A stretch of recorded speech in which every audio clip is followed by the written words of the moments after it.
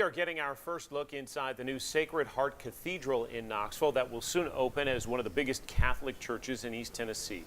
The project first broke ground in 2015 and is set to wrap up early next year. 10 News reporter Mark Salinger takes us inside that sprawling construction site. From above, you can see the massive scope of the construction project.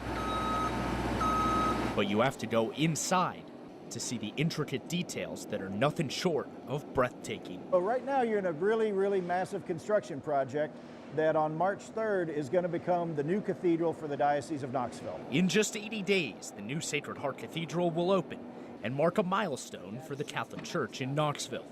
As the diocese grows, the cathedral will be the crowning jewel. This cathedral is not just a church for Sacred Heart, but it's a church for all of East Tennessee. We took a walk through the $32 million project with Father David Boatner, the pastor at the church and the vicar general of the Diocese of Knoxville. Good, it's good to see you this morning. Every cut, placement, and scrape is precise, down to the smallest detail.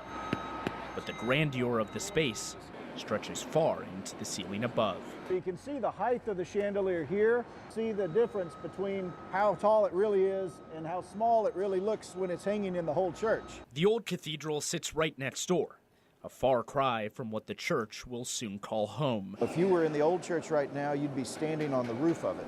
Marble straight from Europe stands side by side with local woodwork that adorns the walls.